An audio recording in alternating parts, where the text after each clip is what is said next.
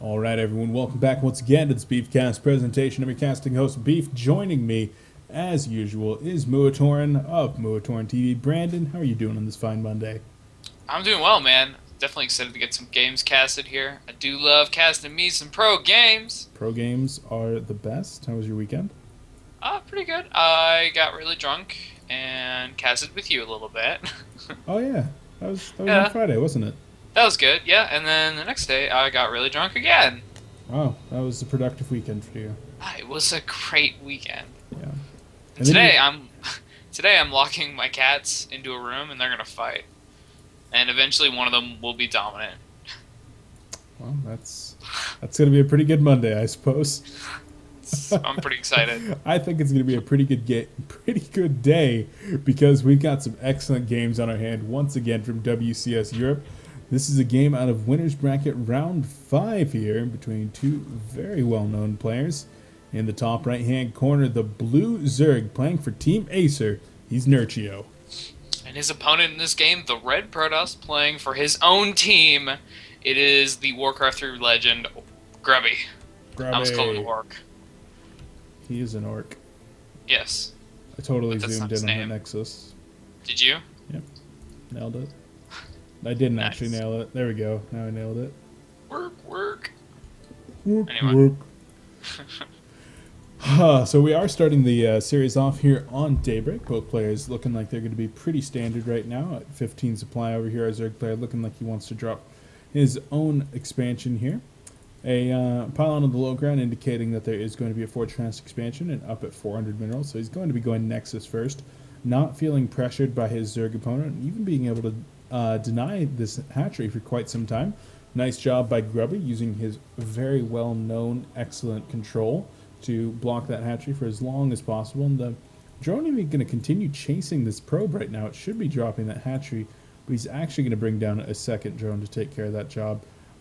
Behind this, Nerchio has started a queen and kept on droning, didn't get supply blocked or anything like that, but it's now 3 minutes and 20 seconds into the game before the Zerg gets his natural, quite late compared to his opponent.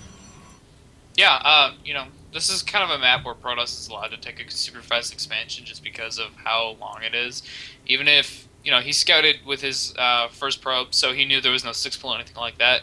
And even if you do see 6 pull, you can still put down the Forge and then live in your main. So going for this kind of like really, really quick Nexus dealio, you don't have to throw down the Forge on 13 supply. It's really awesome for this map. And it looks like he's going to finish this wall with his Cyber Core, and it should be a nice wall here. No crazy openings, just the pylon, but you can put one force field there and it protects both the Zealot and the pylon. So, well done. I like it. Not bad. He's going to block that off with that pylon until the cannon does finish here. Kills one Ling. He's going to cancel that pylon and block that with his probe. So pretty standard opening. The third base going down here from Nerchio. A little bit later than you might like it, but that's pretty standard after getting blocked for just a moment there. The 4 Lings out on the map trying to chase this probe down, but the probe doing a very good job of evading these Zerglings as long as possible. But Nerchio has pretty good map control at this point, holding both of the Zelnaga towers and being able to deny the probe from the field. He's in a pretty good position right now. Both players comfortable to sit back and macro for the time being. Yeah, and Grubby has actually seen the expansion already at the third, so he knows that there's nothing crazy coming in from Nerchio. So at this point, both players are relatively confident their opponent isn't doing a crazy cheese. And there's always this chance that Nerchio did cancel that hatchery after Grubby saw it, but I'm not even sure if he knew that Grubby knew about it. So really can't say that would be much of a possibility here. Warp gate's been started for Grubby, so no weird Stargate thing going. Sometimes you'll see like double Stargate, or if you're going to see double Stargate, they won't get their warp gate too quick, but Kirby's already got that, so not that, and still only no gas in the natural, so definitely nothing crazy that Now, way. was that warp gate a little bit delayed? I feel like it wasn't started immediately. I didn't actually notice. It might not have been. Hmm. I don't generally look at straight up timing, so just Yeah, I'm like 90% confident that he started +1 before the warp gate. So what would that indicate? oh yeah, I didn't see that at all. Just look how Probably, far done that +1 yeah, is. He he hasn't just chronoed was that at all. probably like a 3 gate pressure. Okay. because he just wants it super, super quick, and you probably don't have the 4-gates. No, 4-gate, I guess. Different. Yeah, Interesting. it's just a really, really quick pressure, because generally you're sitting there with your +1. Like, this is an older build, sorry. When you used to do this, you'd start your +1 first, and then just chrono the shit out of your warp gate, and they finish at relatively the same time, but, this has kind of been stopped, because Zerg's figured out that if you build roaches ever, you just crush it, so Okay. that's what it looks like he's going for here, and followed up with a Twilight. So, a Blink follow-up? Twilight and Robotics. Yeah. So both those going down. Grubby going to get pretty aggressive with his tech behind these 4 gates, and I don't even know if he's going to be planning on moving, just because he has warped in double sentries for the time being. So he could just be expanding behind this. Certainly a possibility. Yeah, this is going to be a pressure. Like, this is that pure Zealot pressure off 4 gates, so yeah, definitely he's going to be looking for an expansion after this, or right now, which is weird. Generally, you want to send at least 4 Zealots in. Okay, yeah, he's going to do that. He's making the Zealots on that forward pylon, so he's going to send those to the 3rd, and then either, if he sees a vulnerability, he might warp in more, or he might just keep it at the 4 right now, but there's no way Nerchio is going to be vulnerable, as he has scouted this now. So he should just deal with it fine.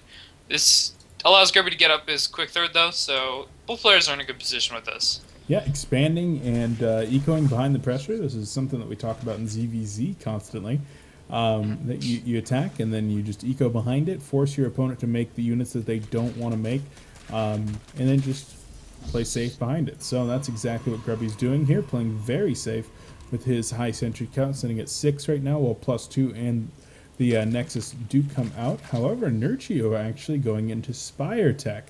So operating off of 6 gases right now, he's going to have a pretty good gas count, and those Mutalisks could be very, very viable. There's no Hive coming up, no Infestation Pit, so this is definitely going to be Mutalisks for the time being, unless there's some kind of a blind 9-minute Spire timing for Colossi, but I don't think that's what's happening. And we do see Hallucination coming out of Grubby now. So Grubby wants to be able to do a little bit of unorthodox play as well. And Nerchio actually going to catch 2 Zealots out of position there, taking them out for free. Not bad. But Grubby's Observer does spot the movement of those roaches.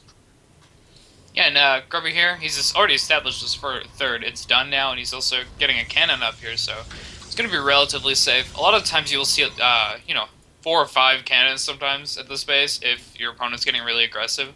But he's pretty much seen that Nerchio's not building a stupid amount of units, and he's already got a good sentry count, so he really doesn't need that many. 1 or 2 should be fine, along with this gateway wall. I expect he'll put another one beside this original cannon.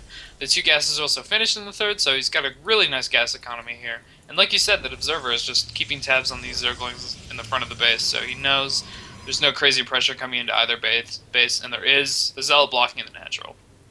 Now, okay, so we do see +1 upgrades on the Zerglings, and Grubby has seen this.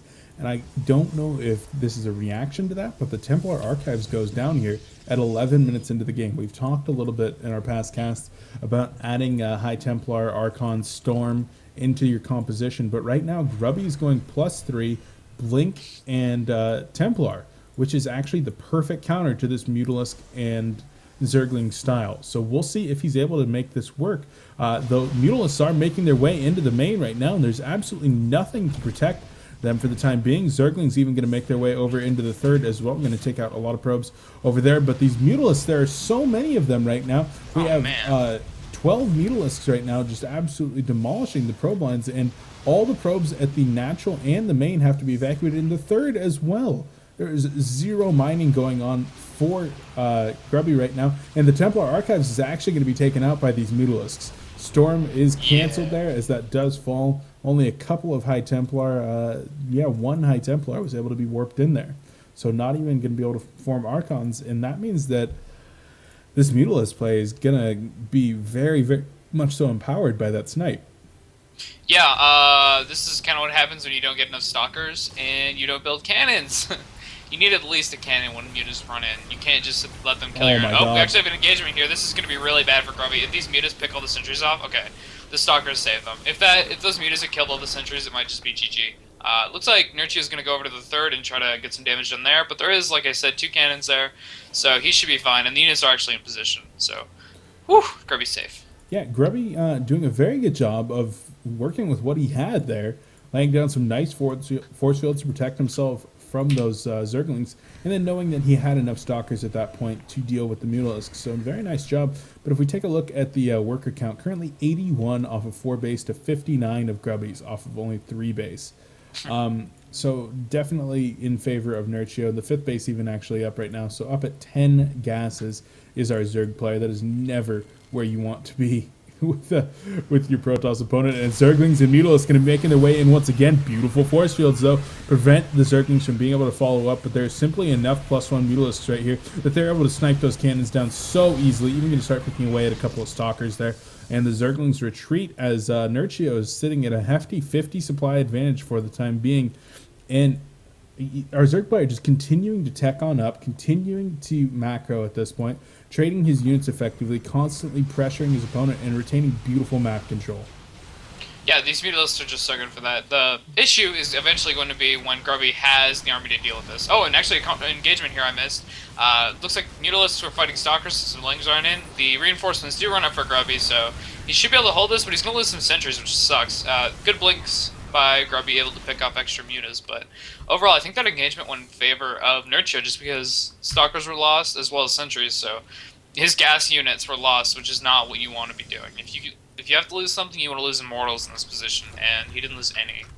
Okay, so the Mutalisk count is still at 22, but if we look at the Mutalisks, about 12 of those are at half health or lower. And with Storm just finishing up there, we do now have 4 High Templar on the map. I don't know where they are right now, but Storms can be so strong at this point. They're not with the army. Where are the Storms? The Mutalisks are actually going to be caught out here in a relatively bad position, and if any Storms do come down, that's going to be deadly. But 5 cannons there tear those Mutalisks apart. 3 mutas are lost in the process. Actually, more than that. It's going to be 6 mutas, it looks like. And meanwhile, the High Templar are just gaining more and more. Do you know where the High Templar are? Dude, I've been looking for them, and I have no clue. I think they're in the natural. Yeah, okay, I see them now. They're just walking into the natural. 3 of them are. Yeah, there's 1 in the 3rd, 1 in the natural, and 2 walking into the main. Okay. And 60 Ts were just warped in, though, and they're all going to die because it's an overseer here. This is actually so bad for Grubby. That is, I can't even talk about how bad that is. That is the most unfortunate thing I think I've seen all day. Yeah, that sucks. I mean, I don't mean that's bad by Grubby, but that's bad for Grubby. Yeah, that's just pure that was unluck. rough. Yep. You really shouldn't do that. You should be using more prisms if you're going to do this. But even then, I mean, it's high muta count. You need to be defending with Templar. Nerchio behind this, continuing to fortify his bases. Oh, huge storms actually go down there and take down a lot of Zerglings and Banelings, but the Forge does fall there. I don't know if there was an upgrade actually canceled there, but that was a lot of units lost. But huge storms going down once again onto the Mutalisks over here. And the muta count still at 30 right now. The Mutalisks at 1-1, but look how low they are. Exactly. Like, 2 They're storms so low are going to kill every one of those Mutalisks. I mean, one perfect storm. Yeah. That Archon actually doing a ton of damage there as 2 more mutas fall, and a lot of them put into the red. Oh, that Warp Prism had a bad day. Yeah. Imagine if those 60 Ts had not died and were just made into Archons. Grubby would probably be able to go win the game right now. Yeah. 3 extra Archons versus this kind of unit composition, just so good. The problem is that there's Broodlords on the way, so probably wouldn't actually be able to go in the game yet. Yeah, plus 2 air weapons. On the way right now. Nexus being forced to cancel very quickly there as the Mutalisk count is just so big. But the problem is you don't want to lose all those units. Yes, they've done what they needed to do, but you still have this timing where if you lose, oh my god, that storm was gigantic. Yeah, it was a great storm. Every one of these Mutalisks is in the orange or below at this point. Oh my lord. The Archon, another huge storm right there. One more storm, one more Archon hit is going to kill a lot of Mutalisks, and another big storm, only catching a few of them at this point. But these +3 Stalkers are now greatly empowered against these highly weakened mutas. But the problem is that Nerchio at this point is just freeing up supply. He's remaxing on Lings, he's remaxing on Infestors. He's got so many probes, still 83 probes. However, Grubby's up at 76 himself, and looks like he's going to be starting that transition to Mothership. I was going to say Motherlord. How scary would that be? Motherlord. That would be the most imbalanced unit ever. Just like shoots down zealots. Yeah, that'd be great. God. I would buy that. Yeah. I would make that many times.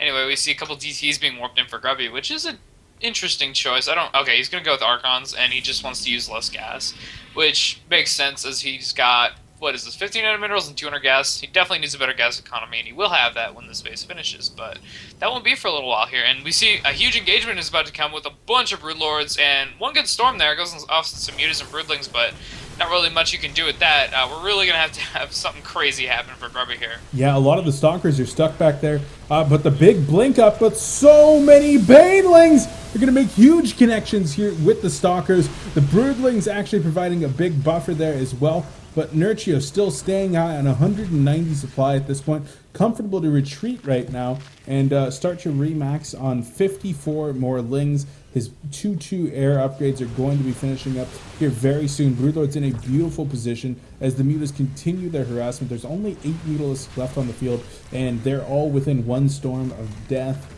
But these Broodlords are going to be able to do a ton of damage. The Lings and the Banelings below them are going to be able to completely decimate this Stalker army. He needs Fungals. A huge Fungal goes down as Banelings and Zerglings connect. A large number of Stalkers falling there as the rest of them too try to blink away, but Nerchio now at a 60 supply advantage over his opponent. The fourth base taking so much damage from all of these Broodlords. The Stalkers trying their best, but they simply don't have the firepower. The last Archon does fall, and Grubby looking like he's going to be sent back to pre-base in this game. Yeah, he's in some trouble, and to be quite honest, I can't actually have any advice for anyone on how to beat this composition. I've never done it myself. I lose every game to this. Do you know how to beat it? You play better. You play better? Okay. What units? I always go Mass Templar. You build more cannons. Build more cannons? Yep. Oh, look at all those probes. What are those probes doing? They're going somewhere, but right now, Stalker's fighting in a choke right there, being pummeled by Broodlords. But look at all those probes. What are these probes doing? Engagement! Anyway, actually, Grubby just tried to blink under the Broodlords, but lost every single Stalker, so is dead. Yeah, there he goes, GG. Yep. GG comes out here for Grubby. Zerg break! And we're going on to game 2. Nerchio just looking so dominant. I mean, this guy's been a top Zerg in the world for a long, long time now, but in the last 3 months or so, he has really shown that he's probably top 5 foreigners and probably top 10 Zergs in the world, including Koreans. He's definitely up there with the likes of Stefano. I don't know about that, because Stefano just has this thing where he just wins for some reason. Nerchio doesn't have that. He actually beats his opponents, but, you know, whatever. Yeah. Anyway, that's it for game 1. Grubby going to have to show us if he's got what it takes in game 2, or if he's going to be dropping down to the loser's bracket in this tournament. I've been your casting host, Beef. Check me out over at youtube.com/beefpotpie1. Brandon, where can they find you? Similar. You can go on youtube.com/MuatarnTV, just MuaTaran TV. I don't think there's any caps in that, but it shouldn't really matter. And then on Twitter, @Muatarn. Sounds good. We're off to game 2. Hope to catch you guys there. Thanks for watching. Seriously, how do I beat this? I want to know. You were definitely like 6 seconds ahead of me at the end of that game. Oh, I'm sorry. Yeah. Fuck. I was looking at it for a lot of it, but then I stopped. Yeah, you gotta stop calling GGs. I know, it's stupid.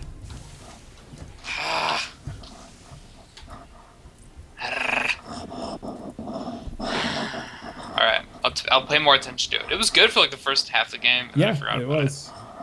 Yeah, you just gotta get it into your head. Yeah. Look! It's gonna take some time. It's like every time I look at the minimap, I should just look at it. That would actually be really good. Okay. Game 2 on Cloud Kingdom. It's so nice that it's the top replay. Yeah. You just go right to it, man. It's awesome. Yeah. I still haven't set it so I don't have to put my authenticator in every time.